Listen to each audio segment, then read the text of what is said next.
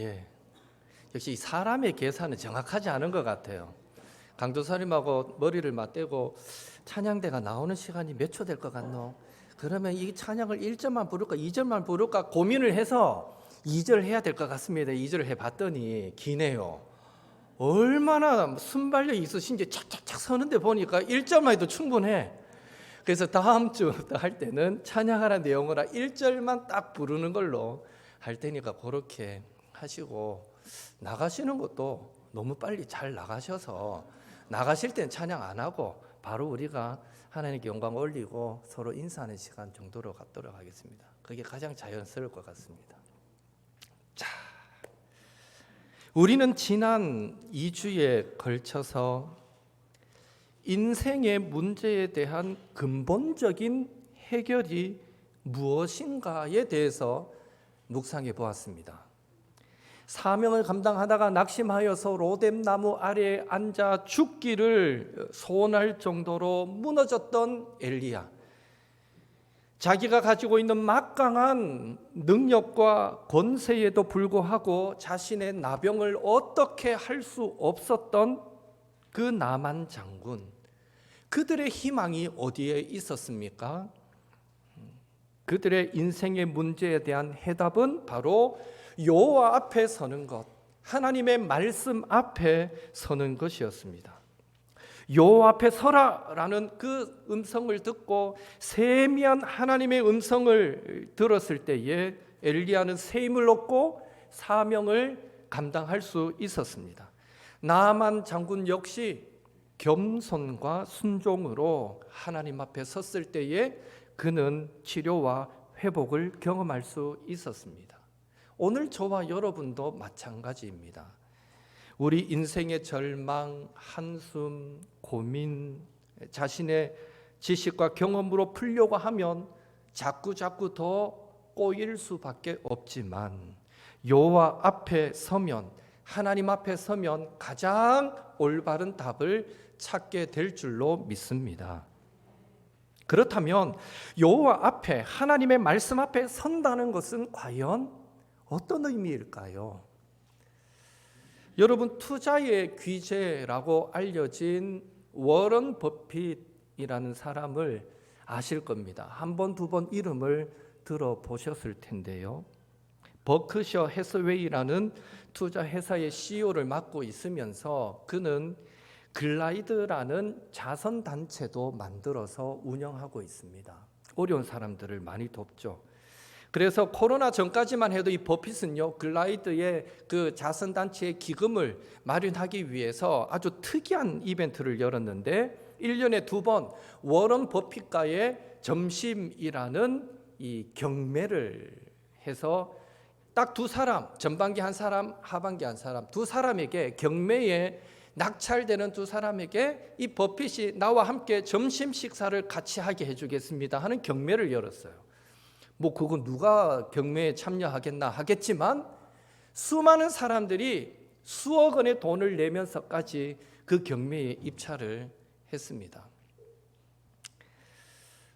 2019년에 최고의 낙찰 금액이 나왔었는데요, 무려 저스틴 선이라는 사람이 이 버핏과 점심 식사 한 끼를 함께 하기 위해서 54억 원이라는 기금을 내고 당첨이 되었습니다.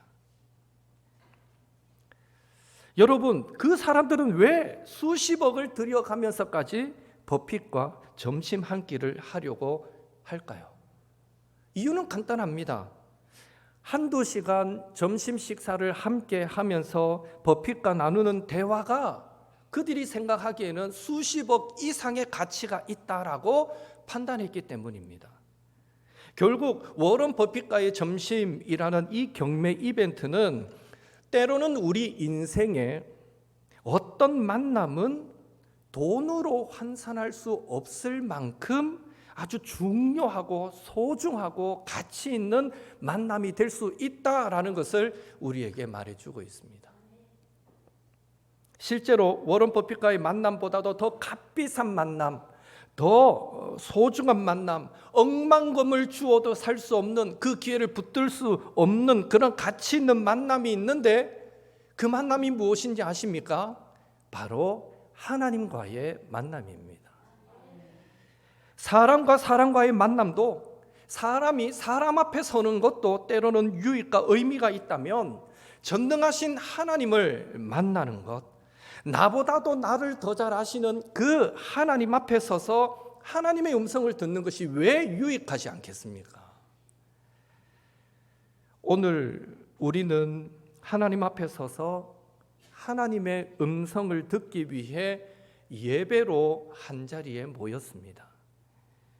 따라서 하나님과의 만남의 시간을 가지는 우리의 예배는 절대로 공허하고 의미 없는 시간이 아니라 일주일 중에 가장 소중한 시간이다라는 것을 저와 여러분이 먼저 믿고 확신할 수 있기를 예수님의 이름으로 축원합니다. 그런 의미에서 우리의 예배는 드리면 좋고 바빠서 못 드려도 괜찮고 그런 정도의 예배가 아닙니다.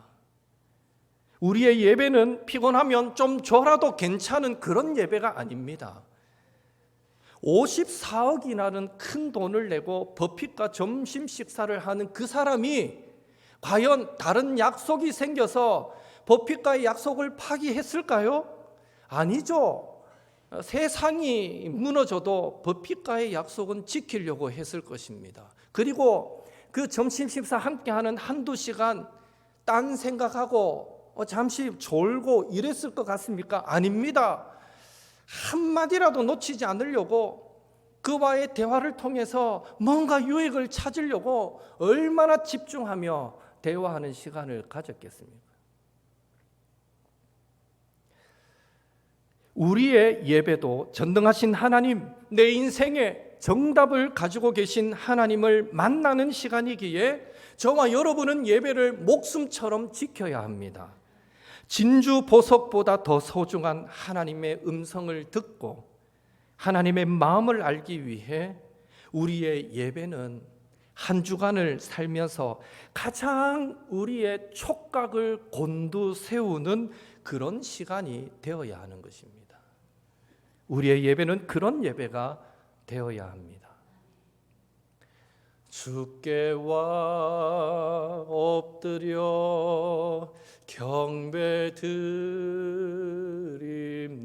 경배드립니다. 주 계신 곳엔 기쁨 가득 무엇과도 누구와도 바꿀 수 없네.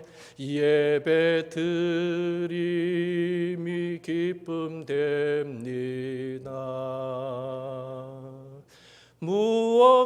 무엇과도 누구와도 바꿀 수 없네. 예배 드림이 기쁨 됩니다. 전능하신 하나님과의 만남이 이루어지고 나보다 나를 더 잘 아시는 하나님 앞에 서서 나를 향하신 하나님의 음성을 듣고 그 하나님의 마음을 알아가는 예배, 그래서 예배를 더 소중히 여기고 찾고 사모하며 예배드림이 세상 그 어떤 것보다도 큰 기쁨이기에 예배에 목숨을 거시는 우리 옥토의 모든 성도님들 되시기를 예수님의 이름으로 축원합니다.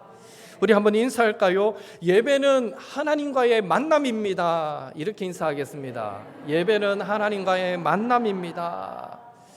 한 번 더 인사합시다. 예배를 목숨처럼 지킵시다.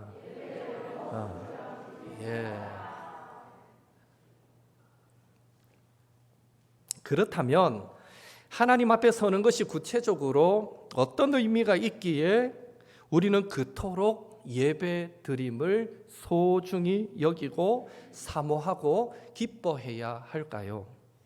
첫째로 우리가 하나님 앞에 서는 것은 거룩하신 하나님 앞에 서는 것을 의미합니다. 3절 같이 읽습니다. 서로 불러 이르되 거룩하다 거룩하다 거룩하다 만군의 여호와여 그의 영광이 온 땅에 충만하도다 하더라. 지금 이사야는 성전에서 환상을 보고 있습니다. 여호와께서 높이 들린 보좌에 앉아 계시고 또 그 옷자락이 성전을 덮었습니다. 성전에 가득하고 날개 6개 가진 스랍이라는 천사들이 하나님 보좌 주변에 하나님을 모셔 섰는데 그 날개 둘로는 자신들의 얼굴을 가리고 그 날개 둘로는 자신들의 발을 가리고 나머지 날개 둘로 날면서 거룩하다 거룩하다 거룩하다 만군의 여호와여 주 여호와여 그의 영광이 온 땅에 충만하도다라고 그렇게 거룩하신 하나님을 선포하는 환상을 보고 있습니다. 여러분 천사의 이름 스랍의 의미가 무엇인지 아십니까? 스랍은 불타는 자들이라는 뜻입니다. 불타는 자들. 성경에서 종종 부정한 것은 불로서 태워 없애는 기록들이 나오는 것을 보면 이 불타는 존재인 스랍은 그 이름 자체가 그들이 성결한 존재다라는 것을 말해주고 있습니다. 또한 불꽃처럼 타오르는 그런 천사의 모습 그 자체가 위엄과 신비를 갖춘 존재다라는 것도 부연해서 설명하고 있습니다. 중요한 사실은 성결하고 위엄과 신비를 갖춘 스랍조차도 천사들조차도 하나님을 모셔 설 때에 어떻게 했다는 것입니까? 첫째로 두 날개로 자신의 눈을 가렸습니다. 이것은 스랍도 피조물이기에 천사들도 피조물이잖아요. 스랍도 피조물이기에 비록 그들이 불타는 존재, 비록 성결하고 위엄과 신비를 갖춘 존재임에도 불구하고 하나님으로부터 나오는 그 신적인 영광의 광채 앞에서는 자신들의 눈을 가려서 생명을 보호해야 할 만큼 하나님이 어떤 분이라는 겁니까? 다른 어떤 피조물과도 완전하게 구별되시는 거룩하신 분이시다라는 것을 말해줍니다. 둘째로 스랍은 두 날개로 자신들의 발을 가리었습니다.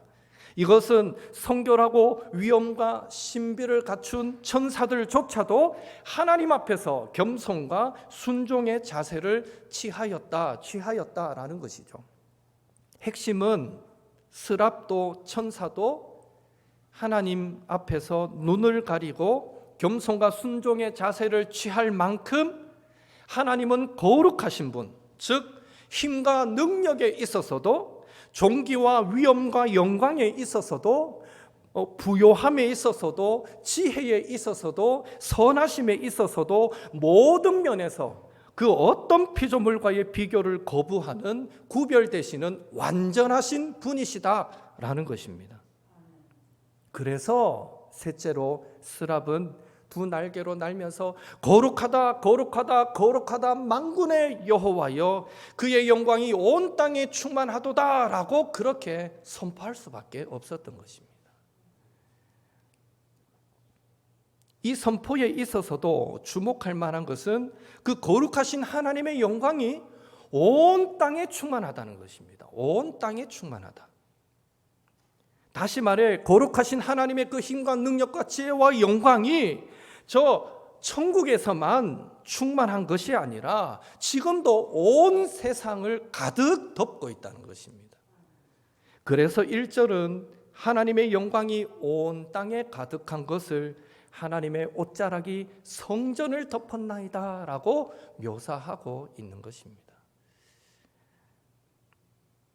그렇다면 하나님은 왜 이사야 선지자에게 환상 중에 하나님이 거룩하시다 하는 천사들의 그 선포를 듣게 하시고 그 거룩하신 하나님의 영광이 온 땅에 가득한 장면을 보게 만드셨을까요? 그것은 이사야 선지자가 활동하던 시대적 배경과 무관하지 않습니다. 이사야가 활동을 시작했던 때는 우시야 왕이 죽던 때입니다. 즉 북이스라엘이 멸망하기 약 20년 전인 주전 740년경에 이사야는 하나님의 부르심을 받고 활동을 시작합니다. 그때 이스라엘 백성들의 그 신앙과 생활의 모습이 어떠했는지는 이사야 1장, 2장에 잘 소개하고 있습니다. 이사야 1장 2절, 3절 같이 읽겠습니다. 하나님이여 들으라, 땅에여 귀를 기울이라. 여호와께서 말씀하시기를 내가 자식을 양육하였거늘 그들이 나를 거역하였도다. 소는 그 임자를 알고 나귀는 그 주인의 구유를 알건만은 이스라엘은 알지 못하고 나의 백성은 깨닫지 못하는도다 하셨도다. 아멘. 지금 하나님께서 뭐라고 말씀하십니까? 내가 이스라엘을 내 자식처럼 양육하였거늘 그들이 나를 거역하였도다. 이것은 현재 이스라엘 백성이 그 출애굽의 하나님을, 구원의 하나님을 버리고 우상 숭배에 빠져 있음을 지적하고 있는 말씀입니다. 하나님의 마음이 얼마나 답답하셨으면 그런 이스라엘 백성을 향해서 주인을 알아보는 소나 나귀보다 못하다라고 그렇게 말씀하셨을까요? 그래서 11절에 보면 하나님은 이스라엘 백성들이 드리는 그 제사를 우상 숭배에 빠져 있으면서 때로는 하나님 앞에 나와 드리는 그 제사를 내가 기뻐하지 않는다라고 말씀하고 계시고 13절에 보시면 성회와 아울러 악을 행하는 것, 다시 말해 하나님과 우상을 겸하여 섬기는 것을 나는 가증히 여긴다 하시면서 내가 그런 행위를 견디지 못하겠다라고 말씀하시는 것을 보게 됩니다. 이사야 1장 21절 23절도 같이 읽습니다. 신실하던 성읍이 어찌하여 창기가 되었는고 정의가 거기에 충만하였고 공의가 그 가운데에 거하였더니 이제는 살인자들 뿐이로다. 내 은은 찌꺼기가 되었고 내 포도주에는 물이 섞였도다. 내 고관들은 패역하여 도둑과 짝하며 다 뇌물을 사랑하며 예물을 구하며 고아를 위하여 신원하지 아니하며 과부의 송사를 수리하지 아니하는도다. 하나님께서 보실 때 지금 이스라엘에는 한마디로 신실함도 정의도 공의도 다 사라지고 살인자들, 도둑놈들밖에 없더라라는 것입니다. 다시 말해 지금 이스라엘 백성은 하나님을 모르는 세상 사람과 똑같이 거짓되고 부패하게 살아가고 있다라는 것을 지금 하나님이 지적하고 계신다는 것이죠.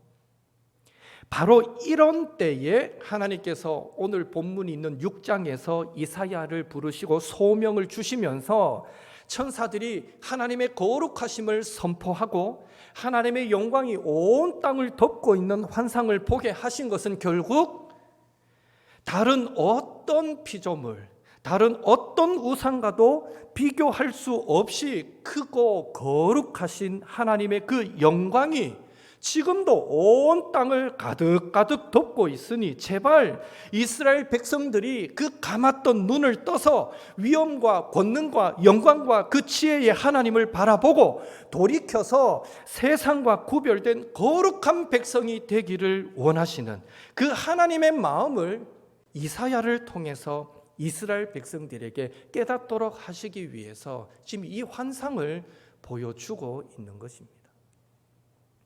하나님은 저와 여러분도 세상과 구별된 거룩한 무리인 성도가 되라고, 그리고 온 땅에 가득한 하나님의 위엄과 권능과 영광을 바라보면서 그 하나님의 영광을 선포하는 삶을 살라고 저와 여러분을 어둠에서 불러내어 생명의 빛 가운데 들어가게 하시고 저와 여러분을 주님의 몸인 교회로 만들어 주신 줄 믿습니다. 그런데 문제는요, 이 세상이 우리가 구별된 성도로 거룩한 성도로 온 땅에 가득한 하나님의 영광을 바라보고 선포하면서 살아가도록 내버려 두지 않는다는 것입니다. 오늘날 우리는 진리를 상대적인 것으로 여기고 사람을 우선시하는 문화 속에서 살아가고 있습니다. 그래서 세상은 만인에게 적용될 수 있는 절대 진리라는 것은 더 이상 존재하지 않고, 진리의 기준은 각 개인의 경험과 지식과 상황과 취향에 따라 얼마든지 다를 수 있다라고 말합니다. 세상이 이렇게 말합니다. 한마디로 기독교가 하나님의 말씀인 성경이 절대선, 절대 진리가 아니라 나에게, 각 사람에게 기쁨을 주고 유익을 주는 그것이 선이고 그것이 진리다라고 말한다는 것이죠. 이런 인본주의적인 사고, 이런 사람 중심의 생각이 우리 성도로 하여금 지금 온 땅에 충만한 그 거룩하신 하나님의 힘과 능력과 권능과 지혜와 영광을 정확하게 바라보지 못하도록 만듭니다. 그런 인본주의적인 사고가 하나님과의 친밀한 관계도 자꾸만 약해지도록 만듭니다. 그리고 또 하나님의 진리의 음성조차도 자꾸 의심하고 판단하게 만듭니다. 이 말이 진짜일까? 진짜 이대로 될까? 인본주의적인 사고는 자꾸만 우리를 의심하게 만듭니다. 또한 미디어의 폭력성과 요즘 TV나 이래 드라마나 한 번씩 영화를 보면요, 갈수록 이 폭력성이 커가는 것 같아요. 예전에는 드라마 안에서, TV 안에서 그냥 상대편을 뭡니까? 뺨을 한 대 때리는 것도 폭력성이 있다 해서 그거 안 해야 된다 하고 이럴 때가 있었는데, 아이고, 요즘은 뺨 때리는 거는 여사 일이고, 얼마나 많이 때리고 죽여도 한둘 죽이는 것도 아니고, 갈수록 이 미디어를 통해서 너무 인간의 그 잔인한 폭력성을 너무 많이 보게 만들고 우리에게 노출시키고 있습니다. 그리고 낙태가 만연한 사회 풍조, 이런 것들이 성도로 하여금 하나님께서 소중히 여기시는 생명에 관한 경외감도 느끼지 못하도록 만듭니다. 또한 과학과 기술의 발달은 성도로 하여금 인간의 이성과 물질에 대한 신뢰와 의존도를 높이면서 점점 영적인 감수성이 둔감해지고 하나님께 대한 신뢰와 의존도를 낮추고 있습니다. 이렇게 우리 사회와 성도들조차도 하나님의 거룩하심에 대한 경외감이, 즉 다른 어떤 것과 비교할 수 없는 그 하나님의 힘과 위엄과 권세와 능력과 지혜와 그 선하심과 그 아름다우심에 대한 경외감이 점점 우리 생활 속에서 결여되어지도록 만들고 있다는 것입니다. 하나님은 오늘 저와 여러분에게 내가 거룩하니 너희도 거룩할지어다 라고 말씀하십니다. 하나님은 우리가 이 세대를 본받지 말고 말과 생각과 행동에 있어서 세상과 구별된 자들이 되라 라고 말씀하십니다. 이것이 하나님의 뜻임을 잘 알기에 사탄은 우리가 세상과 구별되지 못하도록, 세상과 동화되어 살아가도록 얼마나 강하게 유혹해 오는지 모릅니다. 그래서 성경은 말씀합니다. 히브리서 12장 4절 같이 읽습니다. 너희가 죄와 싸우되 아직 피 흘리기까지는 대항하지 아니하고, 에베소서 4장 23절 24절 같이 읽습니다. 오직 너희의 심령이 새롭게 되어 하나님을 따라 의와 진리의 거룩함으로 지으심을 받은 새 사람을 입으라. 아멘. 이번 한 주간을 살아가실 때 먼저는 거룩하신 하나님, 그 지혜와 권능과 힘과 위엄과 영광과 부와 그 선함과 아름다움에 있어서 그 어떤 것과의 비교도 거부하시는 크신 그 하나님을 매 순간 믿고 의지하며 살아가시는 옥토의 성도님들 되시기를 예수님의 이름으로 축원합니다. 더불어서 우리가 믿는 하나님이 거룩하니 우리도 더욱 이 세상 풍조, 세상 유행이 아니라 진리의 말씀으로 무장하여 구별된 삶으로 하나님께 영광 올려드리는 저와 여러분이 될 수 있기를 예수님의 이름으로 축원합니다. 둘째로, 우리가 하나님 앞에 서는 것은 우리가 죄인이며 무가치한 자임을 깨닫는 것을 의미합니다. 이사야가 환상 중에 거룩하신 하나님을 배웠을 때에 어떤 고백을 합니까? 6장 5절 같이 읽습니다. 그때에 내가 말하되 화로다 나여 망하게 되었도다. 나는 입술이 부정한 사람이요 나는 입술이 부정한 백성 중에 거주하면서 만군의 여호와이신 왕을 배웠음이로다 하였더라. 화로다 나여 망하게 되었도다. 나는 입술이 부정한 사람입니다. 고백합니다. 심리학에서 다루는 중요한 개념 중에 하나가 자기 합리화라는 개념이 있습니다. 인간은 누구나 본능적으로 자기 행동을 정당하고 합리화하는 경향이 있다는 것입니다. 그래서 잘못해놓고도 끝까지 자신을 합리화시키고 정당화시킵니다. 저도 예외 아닙니다. 한 번씩 집에서 막 고집 부리면 아빠 인정할 것 인정해 이럴 때가 있어요. 애들한테 그 정도 소리 듣고 나면 아차 싶어서 또 꼬리를 낮추기도 하는데요. 예. 자기 합리화, 누구에게나 가지고 있는 본능입니다. 그러나 중요한 사실은 거룩하신 하나님 앞에 서면 그 본능에 가까운 자기 합리화조차도 설 자리를 잃게 된다는 것입니다. 여러분, 사람들이 대체로 짙은 색, 검정색 옷을 많이 입잖아요. 우리 가운데도 얼추 보니까요, 짙은 색 옷이 대부분이에요. 왜 그렇습니까? 흰 옷을 입으면 조금만 먼지가 묻든지 때가 묻으면 금방 표가 납니다. 예, 하루도 못 입고 빨아야 될 때가 있습니다. 그러나 짙은 색 옷, 검정색 옷을 입으면 웬만큼 때가 묻어도 표가 나지 않습니다. 그래서 사람들이 짙은 색 옷을 선호하지 않습니까? 우리가 거룩하신 하나님 앞에 선다라는 것은 마치 흰 옷을 입는 것과 같다라고 보시면 됩니다. 거룩하신 하나님 앞에 서면 사람은 숨겼던, 잊어버렸던 자신의 부정과 죄악까지도 낱낱이 깨닫게 되는 것입니다. 베드로가 갈릴리 호수에서 밤새 그물을 내렸지만 물고기를 한 마리도 잡지 못했을 때에 그가 예수님을 만나고 예수님께서 그물을 내려보라 했을 때 그 말씀에 순종하여 그물을 내리자 그물이 찢어지도록 물고기를 잡았을 때에 베드로가 가장 먼저 보였던 행동이 무엇인지 아십니까?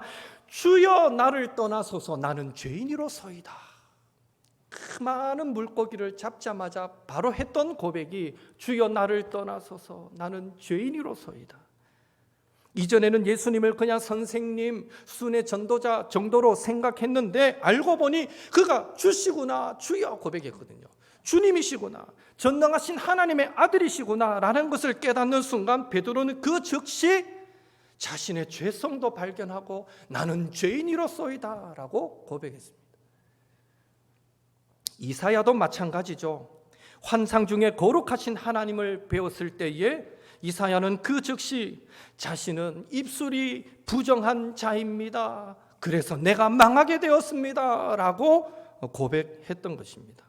다시 말해서 베드로도 이사야도 지금 예수님 앞에서 하나님 앞에서 실제로 어떤 행위적인 그런 죄를 지었기 때문에 내가 죄인입니다 라고 고백하는 것이 아니라 자신들의 본성 자체가 부패하고 타락하여서 하나님 앞에 내가 죄인입니다 라는 사실을 깨닫고 고백하는 것입니다.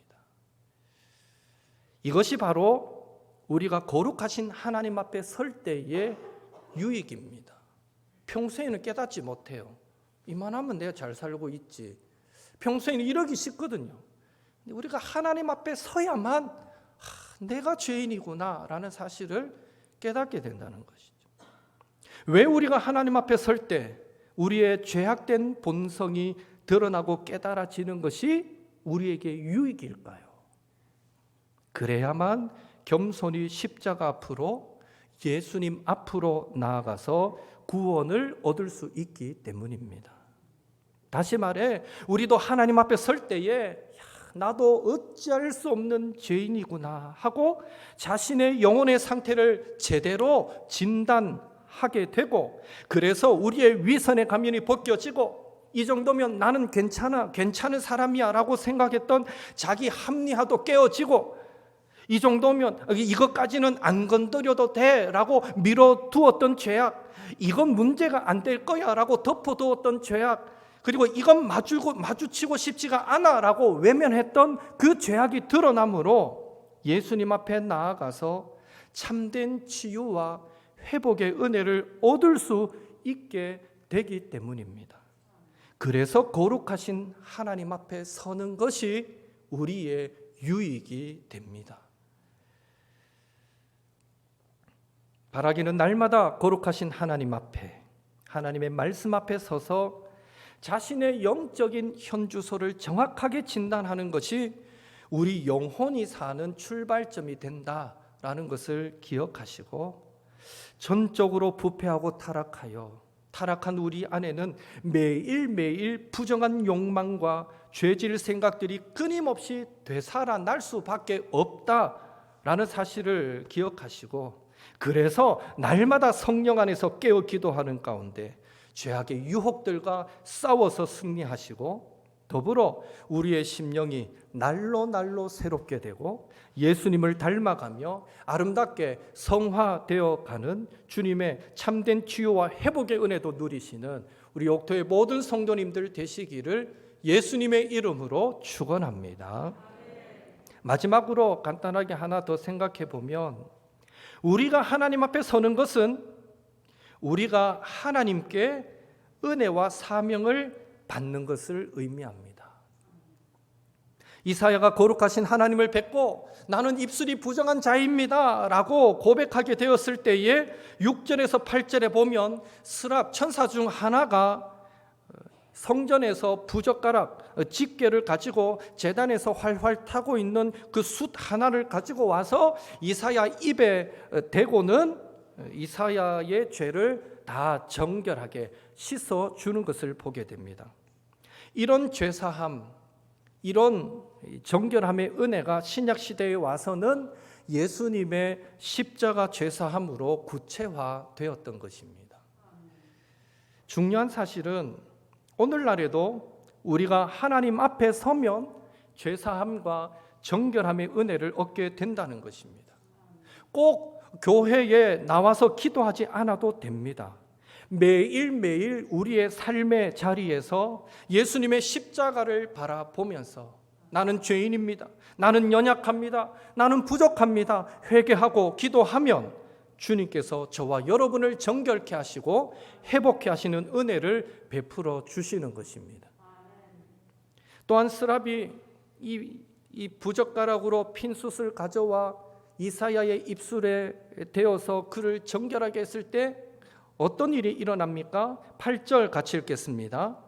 내가 또 주의 목소리를 들으니 주께서 이르시되 내가 누구를 보내며 누가 우리를 위하여 갈꼬 하시니 그때에 내가 이르되 내가 여기 있나이다 나를 보내소서 하였더니, 이사야가 정결함을 얻는 순간 사명을 주시는 하나님의 음성이 들려왔습니다. 내가 누구를 보내며 누가 우리를 위하여 갈꼬. 그리고 그 음성이 들릴 때에 이사야는 어떻게 반응합니까? 내가 여기 있습니다, 나를 보내소서. 내가 여기 있습니다, 나를 보내소서. 이사야가 거룩하신 하나님 앞에 서서 자신의 죄악됨과 무가참을 깨닫고 정결함의 은혜를 덧입었을 때 비로소 하나님의 음성에, 그 사명에 순종할 수 있는 믿음의 용기와 힘도 갖게 되었던 것입니다. 여러분, 거룩하신 하나님 앞에 서서 정결함의 은혜를 덧입고 사명에 순종하려는 성도에게 하나님은 어떻게 하시는지 아십니까? 예레미야 1장 17절에서 19절 또 같이 읽습니다. 그러므로 너는 내 허리를 동이고 일어나 내가 내게 명령한 바를 다 그들에게 말하라. 그들 때문에 두려워하지 말라. 내가 그들 앞에서 두려움을 당하지 않게 하리라.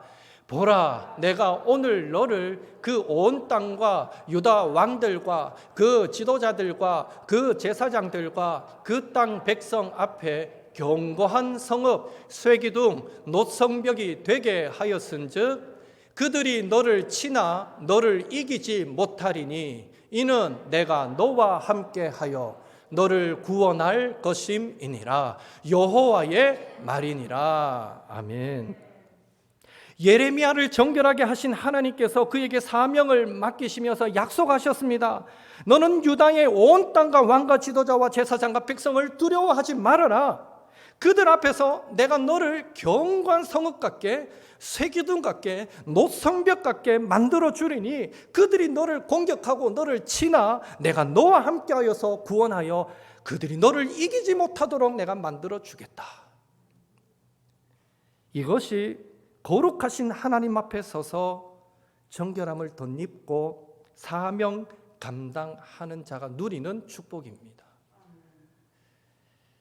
사랑하는 성도 여러분, 우리도 매일 십자가 앞으로 나아가서 정결함을 입으시고 매일 말씀 앞으로 나아가서 사명을 붙들어 순종하며 살아가므로 수많은 인생의 문제와 장애물 앞에 하나님이 우리의 구원이 되시고 하나님이 저와 여러분을 견고한 성읍과 쇠기둥과 노선벽이 되게 하시는 그 축복 받아 누리며 살아가시는 우리 옥토의 모든 성도님들 되시기를 예수님의 이름으로 축원합니다.